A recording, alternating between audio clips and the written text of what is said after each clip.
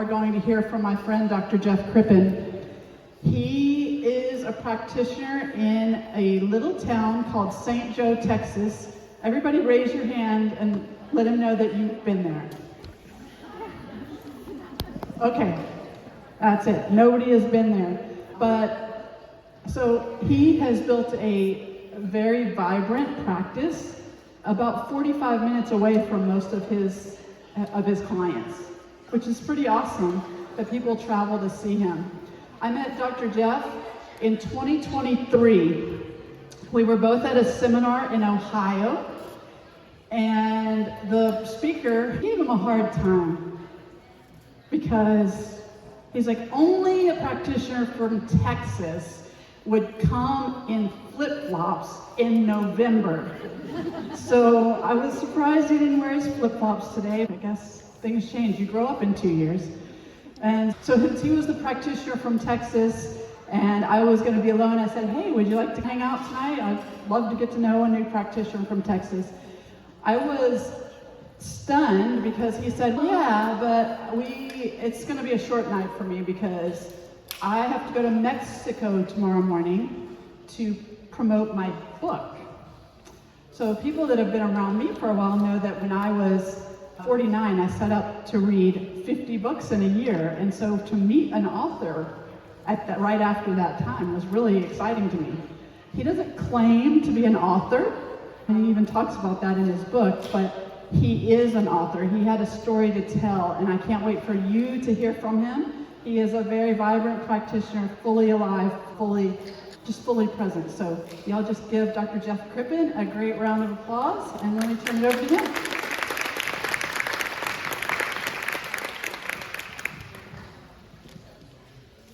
All right, awesome. Thank you, Jennifer. And I'll take it as a tremendous compliment if you're also clapping at the end.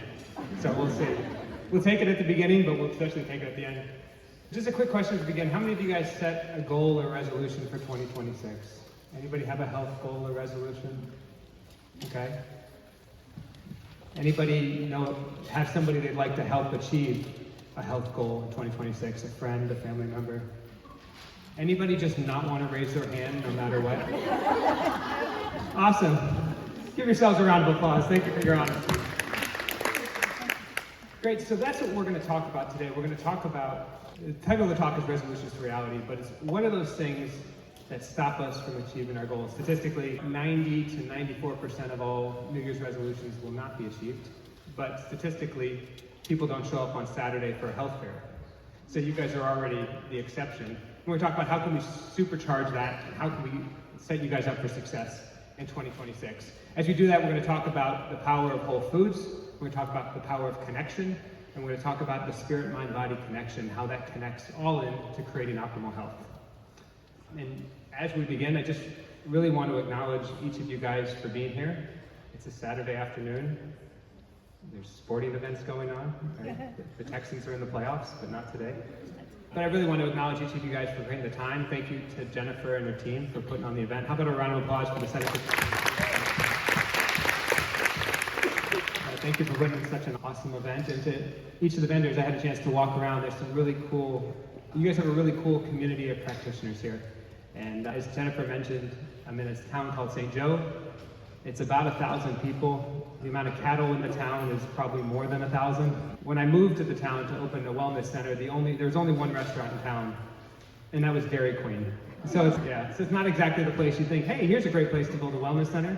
But that was 14 years ago, and here we are. So I say that to say there's a lot of benefits of living in the country, and I'm really happy with that. And one of the things that's awesome about being in a city and outside of major metroplex is the community you guys can create and all the awesome vendors and supportive and people that are working with you. So anyway, round of applause for each of them for being here today as well. Okay, so I'm a chiropractor, I'm a nutritionist, and I've been doing this work for 15 years, been studying nutrition for even before I graduated from chiropractic school, so 20, 25 years ago. Here's where I started, on a couch. Right? So why was I on a couch? This isn't actually me, but a nice clip art of somebody who could be me. So my story started in first grade. I had my first headache, In second grade, I graduated from over-the-counter pain pills to prescription medication. And by third grade, I had been on a series of prescription medications, seen a pediatrician, a neurologist, and I was in the office of a neurosurgeon. I'd had a CT scan of my brain. They found something in my head, signs of life, I hope. But then they did an MRI, and turns out I had what was called a congenital arachnoid cyst. Anyway, it's a type of cyst about the size of a dime in the occipital lobe of my brain, so it's right back here. So what does that mean? Finally, for the first time in 2 or 3 years, I had a medical practitioner who could tell me why I was having headaches. Right, as you may know, headaches that progressively get worse, especially in children, are potential red flag symptom. Right, meaning you got to rule out the bad stuff. That's what landed me in the neurologist and in the neurosurgeon's office. And I was sitting there, and the doctor's name was Dr. Wolf. And if you're thinking of writing a book as a holistic practitioner with a neurosurgeon, I think Dr. Wolf is a great name. Anyway, nice guy, but like, it's almost fitting his name was Dr. Wolf. So I'm sitting in his office, and he points to this and says, here's why you're having the headache. And I'm 8 years old, 9 years old, and it's just, you feel that little bit of relief if somebody tells you at least you know why it's happening. And then he says, but we're not going to do surgery. And I remember sitting in that room thinking, what? Like, I'm at the end of a 2-year journey, trying to figure out what was going on with me. For the first time, I had someone who said, hey, here's the problem, it's right here. And they said, we're not going to do anything about it. I was back to square one, right? He said, we're just going to monitor it. So they did about a dozen MRIs in my head over the next 10 years to make sure I still had a brain and signs of life. But they were monitoring that cyst. It never grew. Right? But one thing that never totally made sense about that idea that the cyst was causing the pain is sometimes my headache was worse, sometimes my headache was better. Sometimes it was in the front of my head, sometimes it was in the back of my head. Anybody can relate to this, the pain that kind of moves around or comes and goes and things like that. But that cyst never changed. So the medical idea was that cyst is causing the pain. But even at 8, 9, 10 years old, it said the pain always changes. That little white speck on the MRI doesn't change. How does this make sense? Fast forward another 5 years, I've done about a dozen medications at this point, and they put me on something called Elavil. It's an antidepressant. They put me on that as a preventative for my headaches. And personally, I'd never felt more depressed in my life than when I was on it. That drug now has a black box warning on it. And it says, danger, this drug increases the risk of suicidal ideation and homicidal thoughts in children. Typically under 25, I was 16 or 17 when I was on it. But during one of those dark night of the soul moments when I'm laying in bed, pounding headache, tight neck, lights off, blinds drawn, 2 days in to a 3-day migraine, I just decided I can't go on living like this. And part of that can be a little dark, and part of that can be just a resolute decision that says, I've got to figure out what's going on here. Because anybody can relate, you get to the end of the line with yourself or someone you know, and it's just, I might have to figure this out myself because I've been to this doctor, this practitioner, this person, and just that frustration was growing. And that's how I got here today. I said, I got to do something to change this because I'm not willing to keep living like this if that was even living at that point. So that's the moment that takes me here.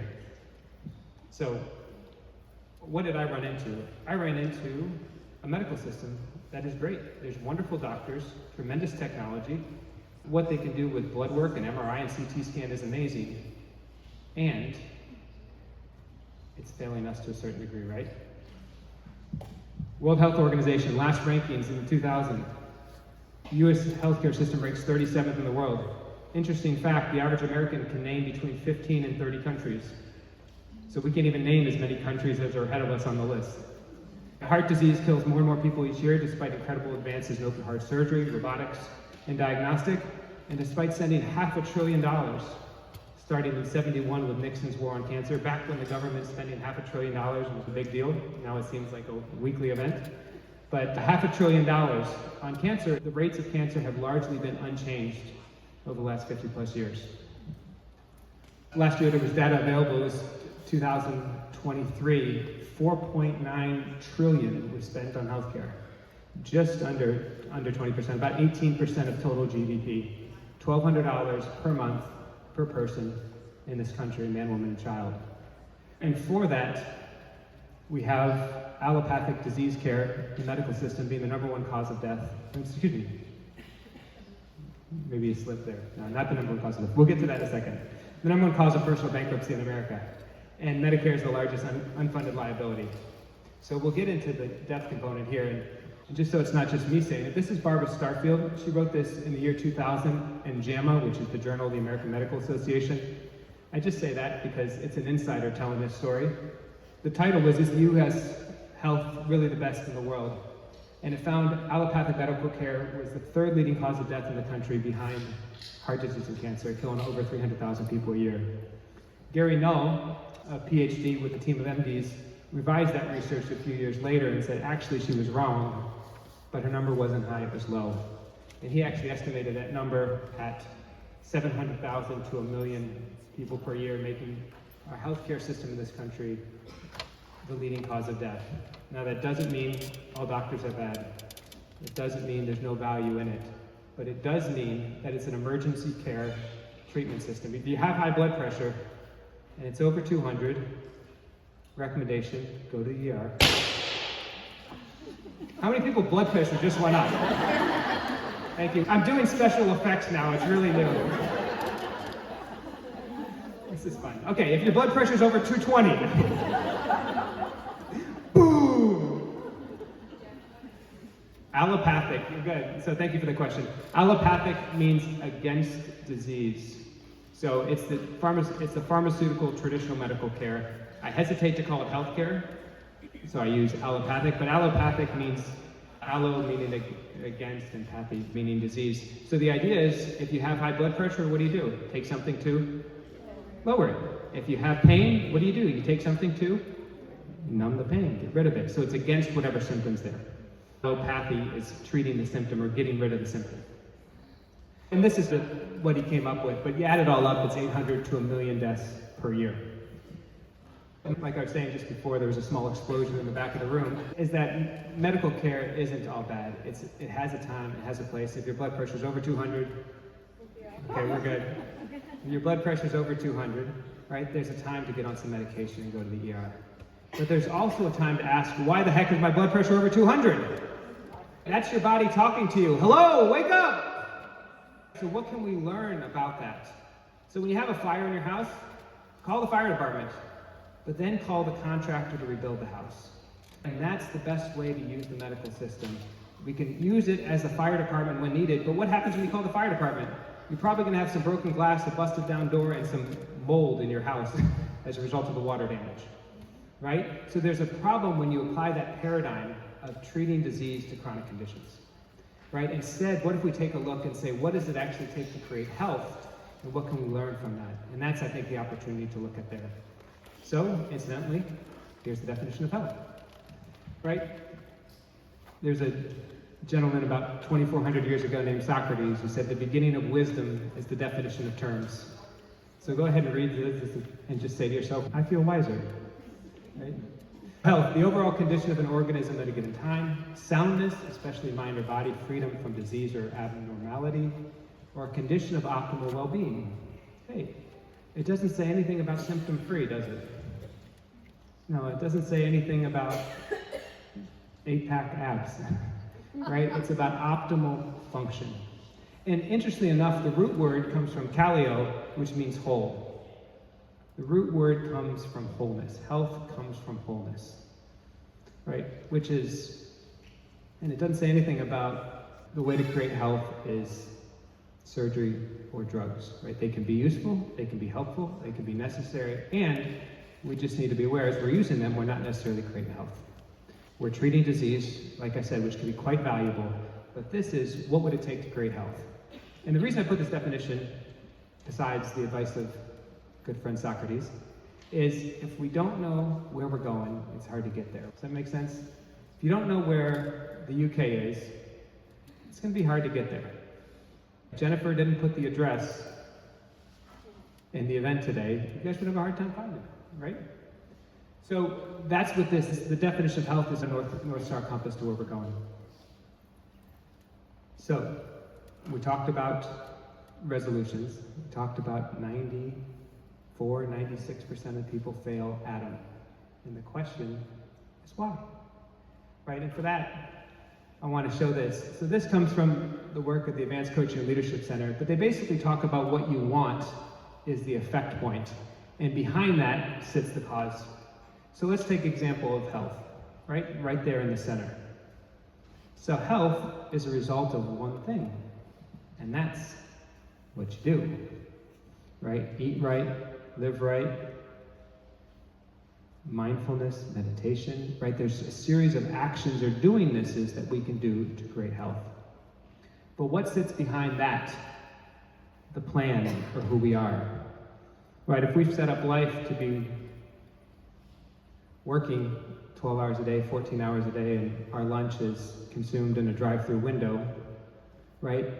We got to change something about who we are, put a different plan together to change what we do to create the result. Does that make sense?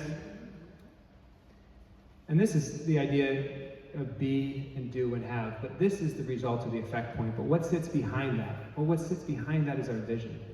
What is our vision of what health looks like? Do we have that idea that someone that vibrant or energetic? Like, I think that's a real important thing to look like. What does optimum look like for you? What is that? Is it physique? Is it fitness? Is it soundness of mind? Is it waking up in an emotion of happiness or gratitude or positivity? Because that vision can drive the plan, can drive what we do, can drive what we want. Does that make sense? Behind all that is the intention, which is like the on switch. That's the on switch that empowers our goals. Yep, I'm going to do it. I'm going to go for that. And behind that is our perception and our knowledge. And that's really what we're going to spend a lot of time on today. And that's what I think one of the biggest problems affecting health in this country is we have a fundamental misunderstanding of what it is. That we call it a healthcare system, although I make it much more confusing than use allopathic, right? But it's often called a healthcare system, but unfortunately there's little health in that system. And oftentimes care can be compromised as well. It's a disease treatment system most of all. And again, it can be very effective and very needed, especially in emergency circumstances. But we're not creating health with surgery. Does that make sense? We're not creating health. The United States has about 2% of the world's population, takes about 50% of the world's drugs, which seems slightly out of balance. Right, so what can we do to create health? And as an example of how powerful this is, imagine we have a basketball player, just picking a random analogy, considering the backboards here. Right, imagine you have a basketball player who's great at defense, great at passing the ball, great at three-point shooting, but they have a fundamental misunderstanding, just one. And that is, which basket is mine and which is the other team's? So, is the way to make that basketball player better to get them to be a better shooter? Or a better defender? No. Will they ever win a game if they don't understand which basket is theirs? No. Because the error is up here. But if you change this, you can take advantage of their great shooting, their great defense, their great athleticism, and their great skill. And I think that's the opportunity. If we could reframe what's here, we can take advantage of what's good about the medical system, the technology, the care, the doctors, the knowledge, the institutions. And we can also pull in some knowledge from the holistic healing fields, and we can use this to actually create what we want. Does that make sense? Good. Turn to the person next to you and just share with them in 30 seconds what you just heard me say. Ready? Go.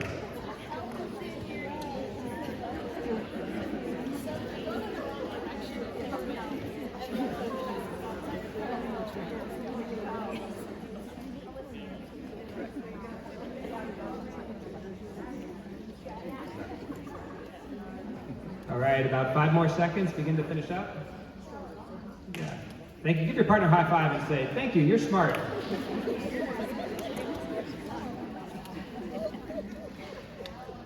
Great. So we've got to upgrade our understanding of what health is, because if we don't know where England is, we're not going to get there. So, health. Here's our definition again. overall condition of an organism at a given time, soundness, especially body and mind, freedom from disease or abnormality, a condition of optimal well-being.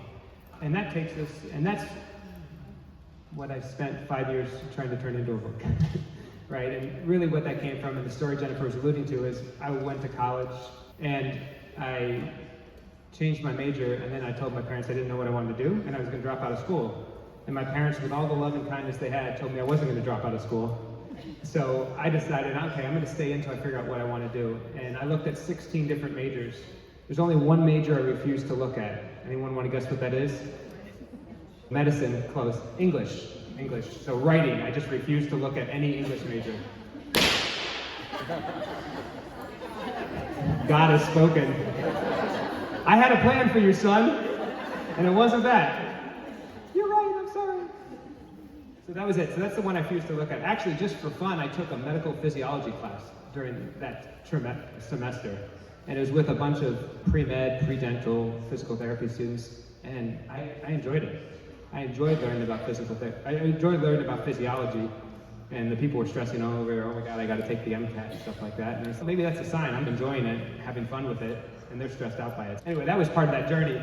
But what I wanted to, so the reason I wrote a book was out of a passion and mission to educate people so they don't have to go through what I went through laying on a couch, or you don't have to see a friend or a loved one going through that.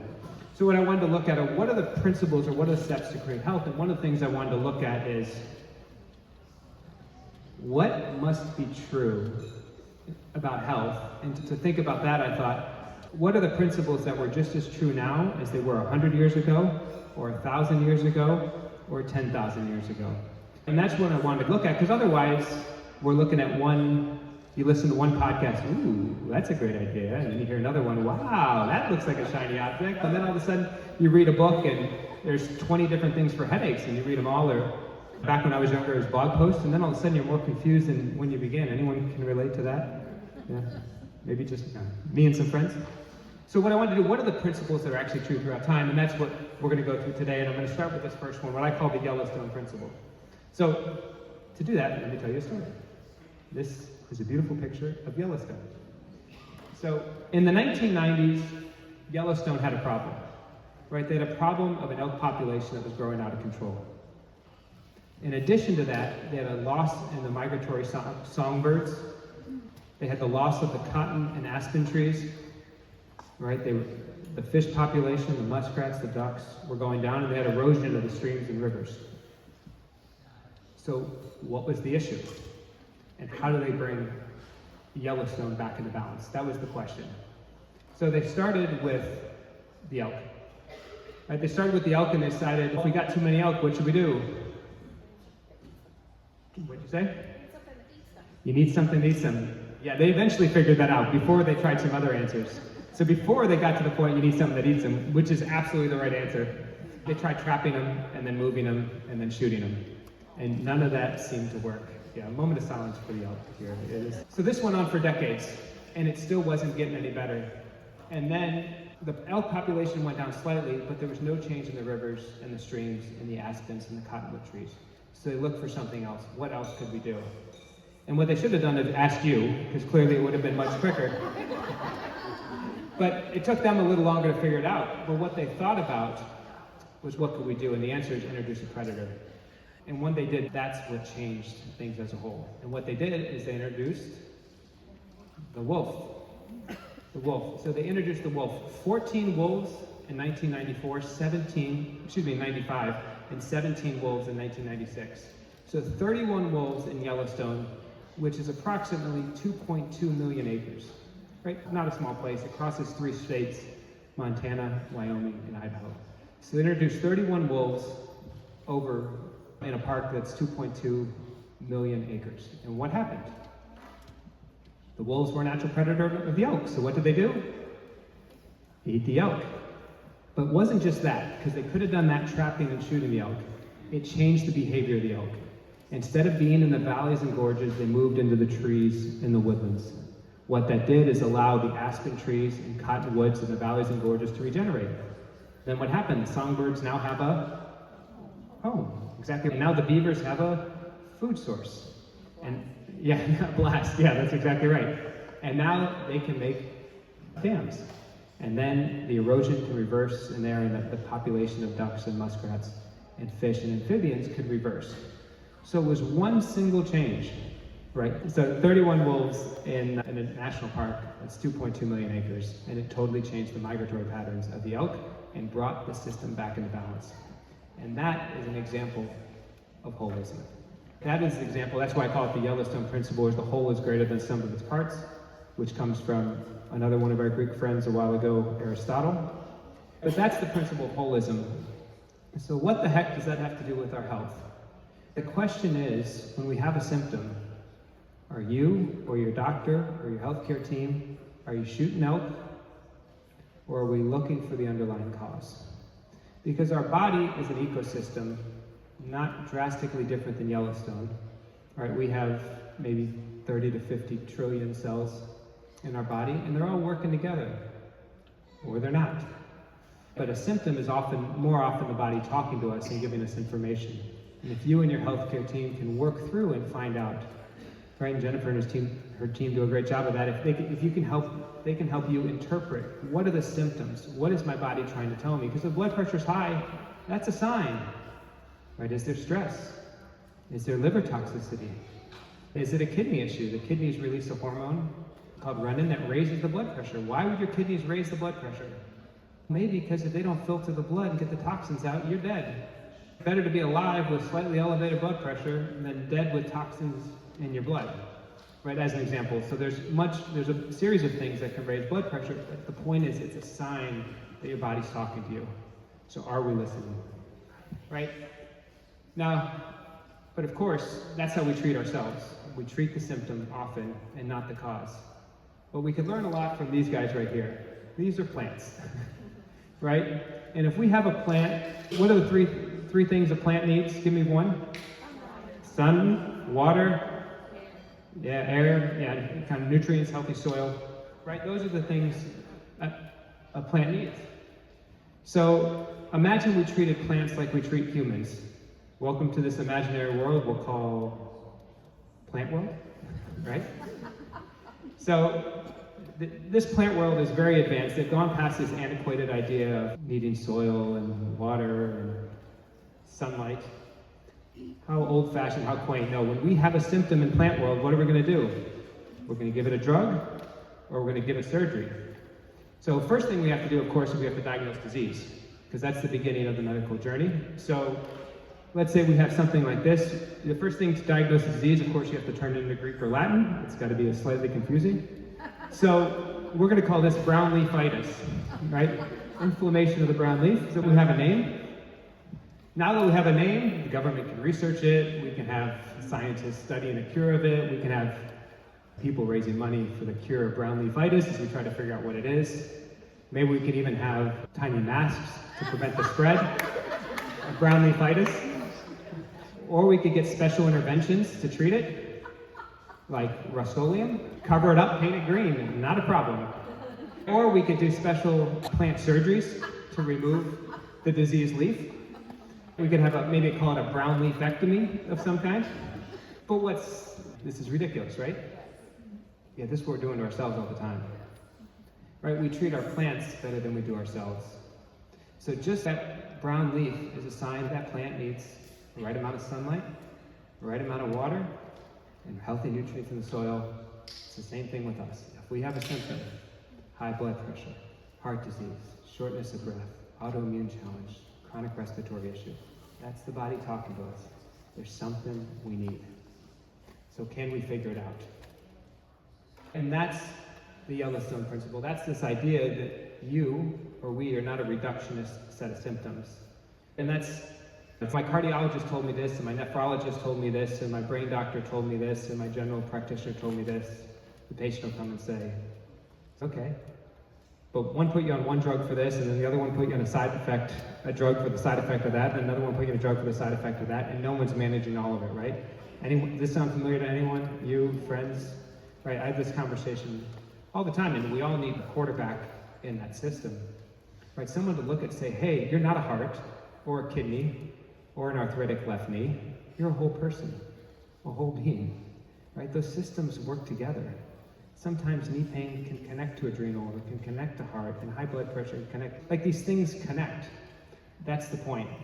And so in order to create health, we need to embrace this Yellowstone idea that the whole is greater than some of its parts, instead of looking at the body or the symptoms or us as a reductionist set of symptoms. Because we do that, we end up with brown leafectomies. So one other level of this is this principle of holism, I think, is really demonstrated by all of you guys here today.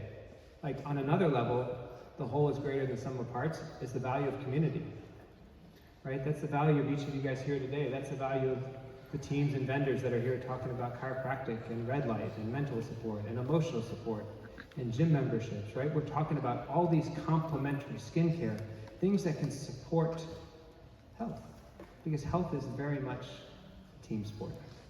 It absolutely takes a team to create health. So anyway, that's another example of that holistic principle in action. I'll give you one more example of this, and how can we apply it to vitamins and supplements, right? Because we see that a lot. This is a headline I saw when I was in chiropractic school about 15, 20 years ago. That really pissed me off, so I'm going to share it with you. So it was vitamin E supplements could cause a 27% increase in lung cancer. And I was like, you got to be kidding me, right? Tylenol is putting 50,000 people a year in the emergency room. Like, statin drugs are linked to diabetes. The antidepressant, like I was on, causes suicidal behavior in children, right? And we're talking about vitamin E. I didn't like it. But then I got curious. So I thought, is there any way this is true? Right? So I found the original study. Long-term use of supplemental multivitamins, vitamin C, E, and folate, does not reduce the risk of lung cancer. So this went on to say, not only does it not reduce the risk, but actually increases the risk of cancer. So how could vitamins increase the risk of cancer? That was the question I had. So to tell you that story, I'm going to tell you something I know little about, and that's dancing. And my wife's back there in the back, give her a wave. She can attest I know little about dancing. It's my daughter, Lily. But so to explain this, imagine we have 4 couples on the dance floor. And they're looking something like these people, fabulous outfits, right? But they're dancing together. Now, to understand that story, we have to understand what's called a free radical. And a free radical is this John Travolta looking dude, right? A free radical is an extra dancer on the dance floor. And what is he doing? Cutting in on those 8 couples, or cutting in on those 8 people, those 4 couples, and interrupting their dancing. So as he's cutting in, that's what a free radical does in the body, and that causes inflammation. It causes inflammation in the DNA, or the RNA, or in protein, or in the inside of our arteries. But that can absolutely cause disease. And so, what's the solution for a free radical? Well, John Travolta needs to find his Olivia Newton-John. Yeah, that's exactly right, his partner. And that's what antioxidants do, and that's what vitamin C and E can do in the body. And yet, how does that tell the story? Part of the story is told by the fact that our immune system actually uses oxidation to destroy cancer cells. So it needs to be in balance. So actually, if we're taking too many synthetic antioxidants, we're actually suppressing our body's own immune system to fight cancer. That's part of the story. The other part is this. Research in the studies found that while synthetic supplements can raise the risk of cancer, you know what doesn't? Yeah. Vegetables, right? There's never been a single study that shows fruits or vegetables raise the risk of cancer. In fact, universally, they show they lower it. So the question we have to ask is, what's different between the supplement and the food? Make sense? Right? What's different about the vitamin E or C, quote unquote, in a bottle, and what we find in food?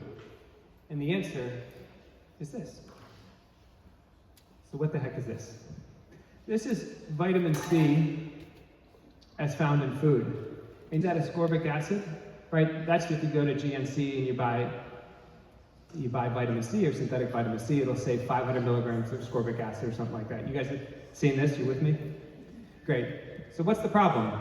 You buy broccoli, and then if you have to eat the broccoli, so it's a 2-step process, right? But you buy the broccoli, then you eat the broccoli.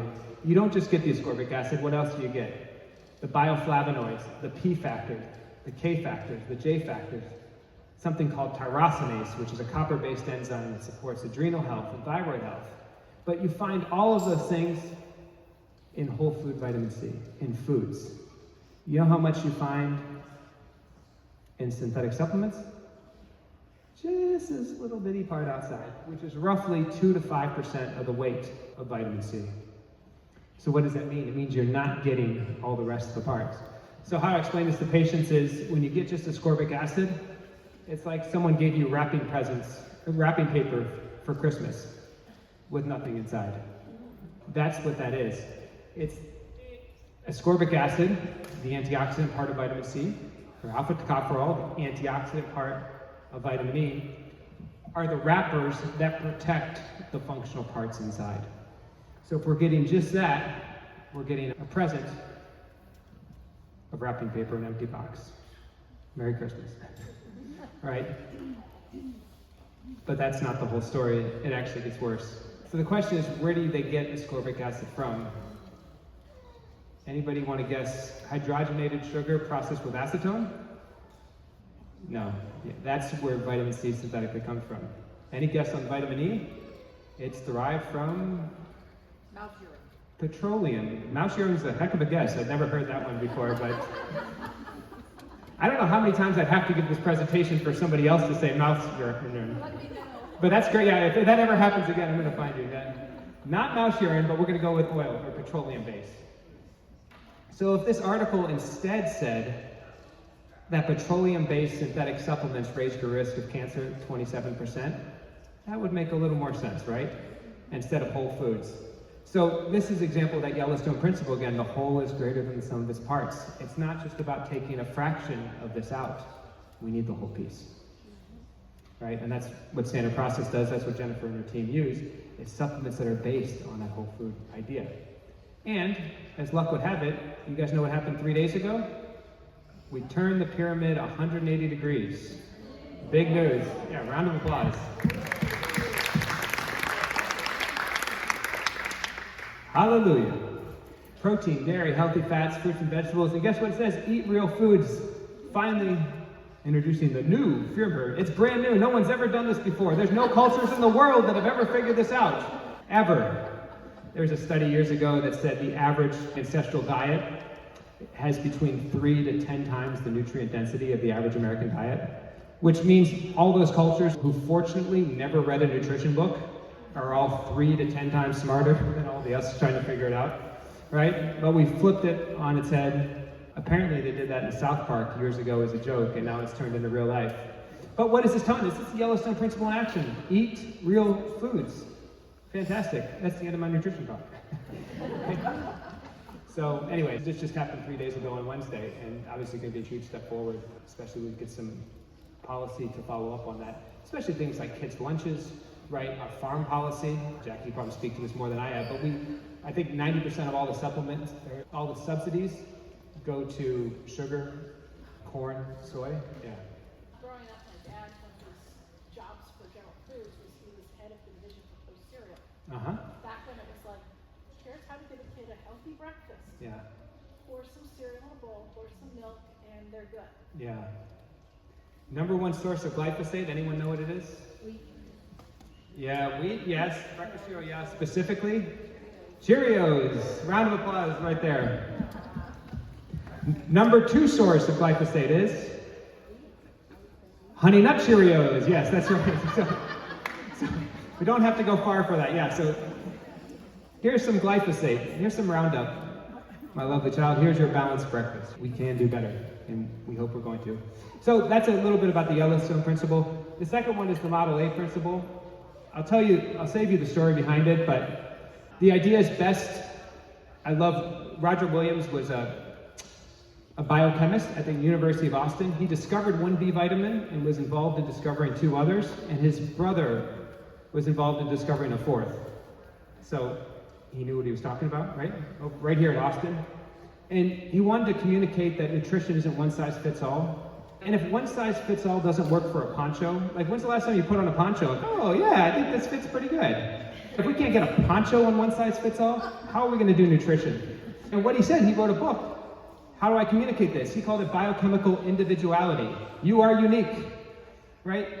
And he found nutrient requirements can vary 4, 20, even 100 times person to person. Most nutrition, Williams derided, is based on statistically average humans. Nutrition is for real people. Statistically average humans are of little people, or of little interest. Little people. Like my daughter, okay. Of little interest.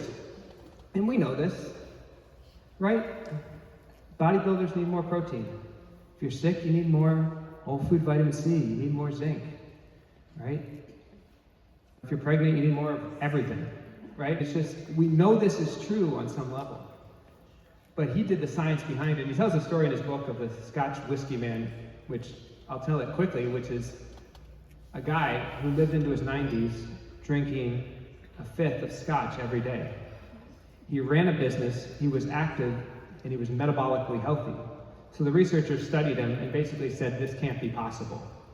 And that's an extreme example, but how many of you guys know someone who doesn't eat that great, but seems to be much healthier than they should be? Raise your other hand if it pisses you off. Those are the people that we're slaving away at the gym or going for a run and they're like, having bacon twice a day, feeling life is great. But this is some of the principle behind it. One size does not fit all. It doesn't fit all in nutrition. It doesn't fit all in the first inch of your heart. The artery coming off the heart, there's 13 different configurations of how it can be laid out. Even your arteries are different than your arteries are different than your arteries. When someone's sick, their vitamin C requirements can go up 50 to 100 times, right? We saw that with COVID, right? We talked about zinc and all kinds of things like that. So we're biochemically unique. So here's the lesson. Find someone on your healthcare team who sees you as biochemically unique, who can work with you in that way.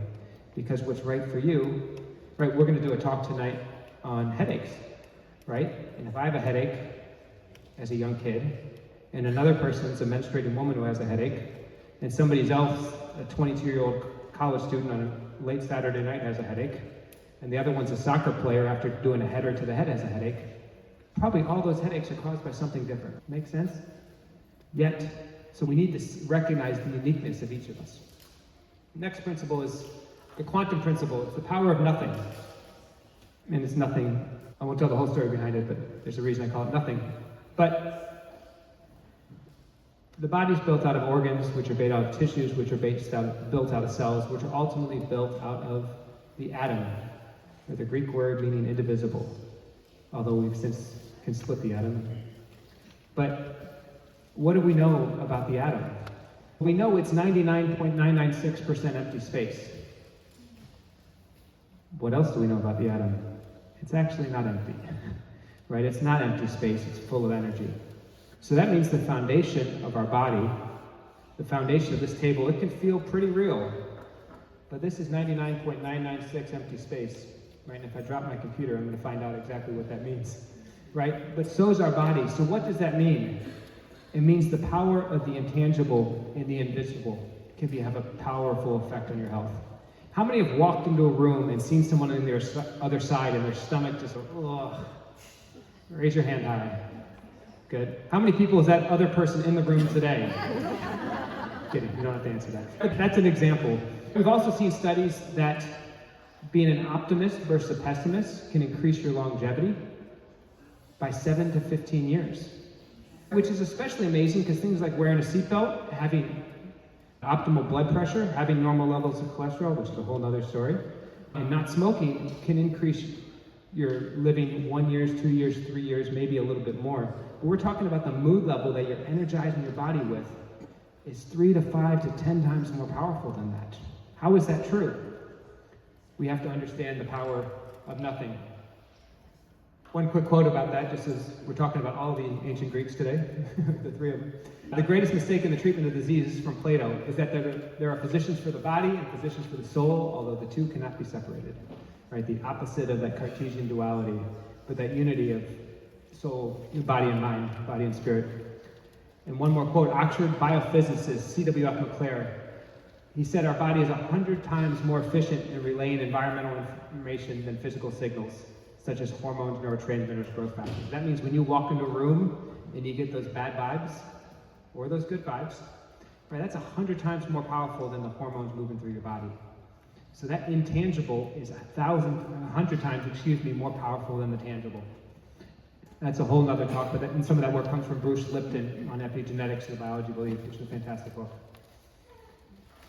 One other principle, we'll touch on is what I call the Olympic strength principle. And one of the best studies around this is by Kelly McGonigal. She's a professor over at Stanford. And she did a study where 30,000 people were asked to rate how much stress do you have and what's your opinion of the stress? What are your perceptions about it? Is it harmful? They followed up with people 8 years later, and what they found was 43%, highest levels of stress increase the risk of dying 43%, which roughly makes sense, right? We all know this, stress isn't good. Too much stress is bad. But that's not the interesting part. The interesting part is what comes next. The amazing part of the study is that the increased risk of death only applied to those who believed the stress was harmful to their health. What? Those who had high levels of stress, who believed that stress was not harmful, were no more likely to die. In fact, they live longer than even the people with the lowest levels of stress. So what does that tell us? That takes us right back here, right? It's not the event that happens, but our perception and our experience of the event, right?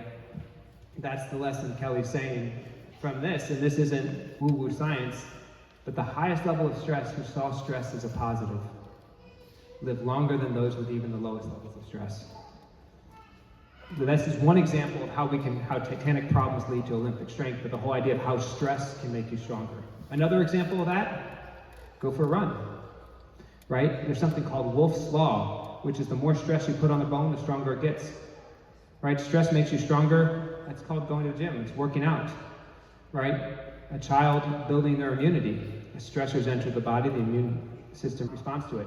There's all kinds of examples of stress making us stronger. It's even called hormesis. They want to give it a fancy name, but stress can make the body stronger. And the final one is the Golden U Principle, and I put this on the back of the book in as big a font as I could fit, but all healing begins with you.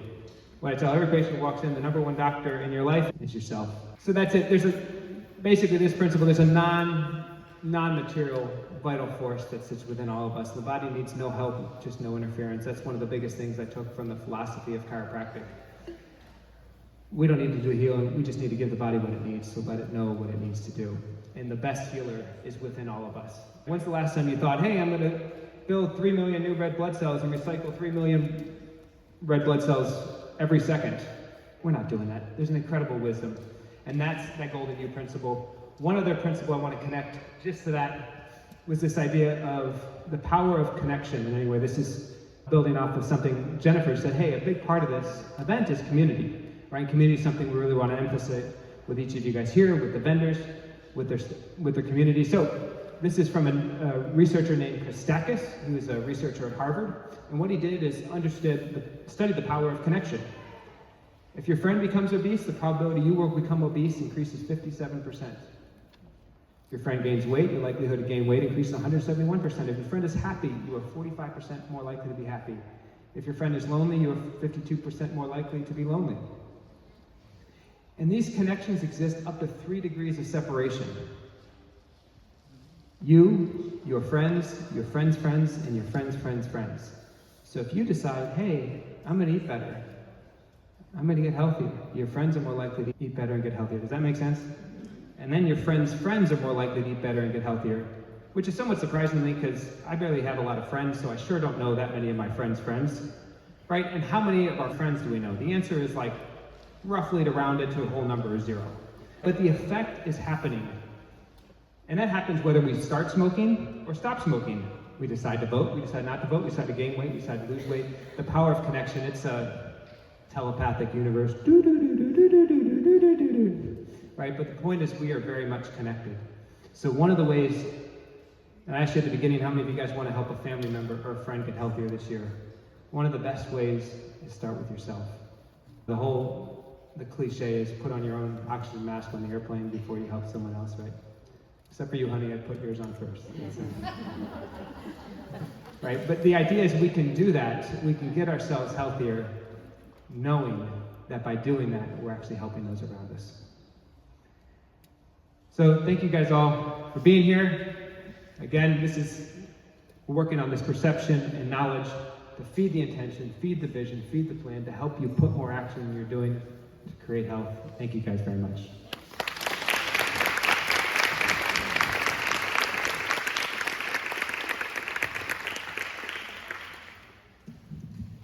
All right, I'm inspired. I'm inspired. I love hearing from Dr. Jeff, and one of the things he said at the beginning is, what does optimal look like to you? We got to know what it looks like. So you guys set that out in your minds. I love that reminder that symptoms are just feedback, right? Symptoms are scary. That headache when he was 6 years old was scary for him and scary for his parents. Scary. Those symptoms are scary. They don't have to be scary. Work with us so that you won't be so scared by those symptoms. Also want to reiterate the whole food supplement. Standard Process is back there, and they do have their virtual reality glasses of the farm. Y'all want to see where they grow our supplements. That is super awesome. No other supplement company is committed to growing their food, right? And Jack Dubois here from the Standard Process family, he has a passion for the farm. So if you want to talk to somebody who has a passion for the farm, when he talks about raising the nutrient density of our supplements, is like that. Nobody else in the world raises nutrient density. We are completely about building more and more efficient farming, not nutrient density. They're about building nutrient density. So talk to them, talk to the other vendors. So I just wanted you to do that. And the last thing, what was the last message? Do y'all remember? We're all connected. I love that one. And then right behind that was, because we're all connected, we must start where? With ourselves, right? So you're all here, and we're going to start. We can create a great force for health and wellness in our community because there's a lot of us here, and we have a lot of friends. If you get that down to it, if we put it together. I just appreciate you so much, Dr. Jeff, for coming down and being part of this. So one more round of applause. All right. He does have some copies of that other book, The Fire Within. That is not the one that we gave you. If you want to get copies from him, you can do that afterwards.